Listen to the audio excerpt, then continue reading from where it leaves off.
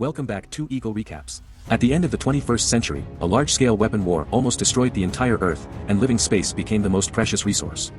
The Commonwealth and the colonies are the only two remaining livable places on the Earth, and the only means of transportation for the residents of the two places is the geocentric car that runs through the center of the Earth. At the beginning of the story, in the shining lights, the male protagonist Quinn walks from the ground, and then runs wildly with a woman. But after a hard fight, he was hit by the opponent's bondage gun and was sucked back. It wasn't until Quinn woke up suddenly from the bed that he realized that it was just a dream. At this time, his wife, Sister Jean, was woken up by him, and stepped forward to comfort her not to put too much pressure on herself. But Quinn has been troubled by the same dream recently, and she looks at everything around her blankly, a little at a loss. On this day, Quinn saw an advertisement for a memory company on the way to work. It is said that this company can provide all kinds of memories, and the authenticity is quite high. But his friend Xiao He advised him not to try it lightly, saying that it is not good for the brain. Then Quinn came to the assembly line to guide the new employees from the correct assembly technology, so as not to be penetrated by Ross like him. At this time, the new employee told him that memory transplantation was not that scary, and he had personally experienced it 3 times. After speaking, he recommended the memory company's business card to Quinn.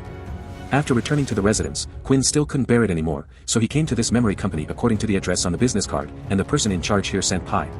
The boobs told him that they could allow you to experience all kinds of lives, whether it's rich or famous, joining the Avengers and so on. But there is a condition for memory implantation, that is, you cannot choose your true identity in reality, otherwise the brain will cause irreversible contradictions. Quinn, who has been troubled by dreams, chose to be a spy. Then the beauty on the side injected the drug into Quinn's body. At this moment, the person in charge suddenly changed his face and found that Quinn had a real secret agent memory. Immediately afterwards, a federal team broke in, eliminated all the employees of the memory company, and arrested Quinn. Unexpectedly, Quinn triggered an instinctive reaction, adding a right leg to the left ladder, and instantly eliminated the 8 special police officers in the room. He never thought that he would have the skills of Teacher Ma. But that's not what I'm thinking about right now. At that time, because a large number of federal special police officers came outside the door, they used miniature cameras to check the situation inside, while Quinn collected all the grenades on the ground, and then blew up an exit a second before the other party broke in, panicked. Escaped. After returning home, he confessed everything to his wife, who hurriedly stepped forward to comfort him. But what I didn't expect was that his wife's strength was getting stronger and stronger, and all her moves were aimed at Quinn. After a struggle, Quinn controls Sister Jean and threatens him to tell the truth. It turned out that Sister Jean was not his wife at all, but an undercover agent sent by the Federal Intelligence Agency to monitor him, and then she revealed the common problems of most girls in reality. After that, the fierce battle started again. At the critical moment, Quinn escaped from the house in time and successfully got rid of Sister Jean. At this time, the communicator in Quinn's hand suddenly lit up, and a mysterious person revealed to him the location of a safe. In order to prevent Sister Jean from tracking herself through the communicator, Quinn scratched her palm with broken glass and took out the communicator. Sister Jean on the other side also received a call from the federal minister and told him Quinn's true identity. Sister Jean was very shocked when she heard this, so she ordered her men to shoot Quinn immediately when they saw Quinn. Quinn came to the bank according to the instructions, and successfully got the safe, which contained basically different identities, passports, cash, and a piano piece. He also saw a video that asked him to go to the old apartment in the Federation to find his true identity. So Quinn tried to pass the security check in disguise, but was quickly discovered by security personnel. Seeing this, Quinn had no choice but to continue to run away. In a panic, he jumped onto a suspension car, and at a critical moment, the woman in his dream appeared in front of him. This is a technological version of Fast and Furious.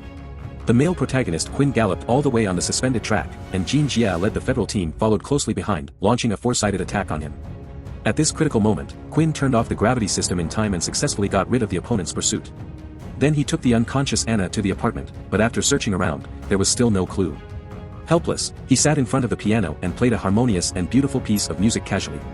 It turned out that he was also very talented in music before. At this time, Quinn found that a key could not make a sound, so he used the piano key in the safe to trigger the switch, and then a strange face appeared in front of him. It turned out that Quinn had been an undercover agent for the intelligence agency, with the purpose of infiltrating the rebels and killing their leaders, but later found that he was in the wrong position. Because all the rebel attacks were planned by the federal minister, the purpose is to reasonably increase the output of robot police, and then attack the colony to seize more living space.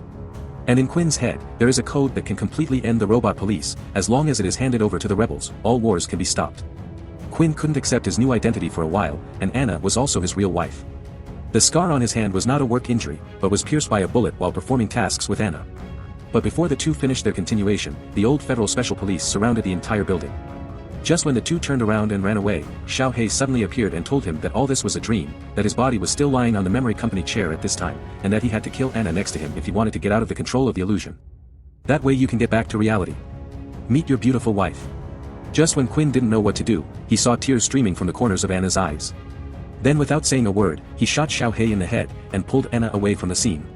Sister Jean outside also took off her disguise and chased after her with a weapon in her hand. The moment the elevator door closed, Sister Jean came up to the two with a sliding shovel, and it was not inferior to hitting two. Then a time bomb was installed in the elevator and jumped to the outer box of another elevator. 1 second before the explosion, Quinn and Anna also managed to escape.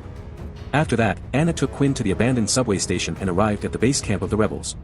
No wonder the federal minister has been unable to find them all these years.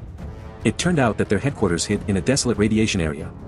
After seeing the leader of the rebel army, they began to extract the codes in Quinn's brain, but they did not expect that this string of codes turned out to be a trap set by the Federation. Before they could recover, the Federal Special Police rushed in. Under the suppression of powerful firepower, the rebel organization was instantly annihilated. It turns out that there is no so-called code at all, and the purpose of all this is to break into the headquarters of the rebel organization, and then activate the location to catch them all. Then the federal minister decided to clear Quinn's memory again, allowing him to continue working for himself. And Anna asked him to publicly condemn the bad behavior of the rebels as a rebel. The next plan is to use mechanical troops to invade the colony. Just when the remaining few special police officers erased Quinn's memory, a special police officer quietly uncuffed him. Then the two cooperated silently and successfully killed all the special police officers. On the other side, the federal minister assembled a huge mechanical force, and the killing was imminent. Just when the geocentric vehicle entered the startup phase, Quinn also successfully sneaked in immediately, and installed a time bomb in the court cabin, then killed several special police officers, and rescued Anna. The two were preparing for the next plan, but they were shot down one by the mechanical police who arrived. Fortunately, at the critical moment, Anna drove a fighter jet to suppress firepower. At this time, a mechanical policeman was about to destroy the fighter plane, and Quinn dragged him away when he saw it. Although he can't beat him in melee combat, the machine without the battery is just a piece of scrap iron.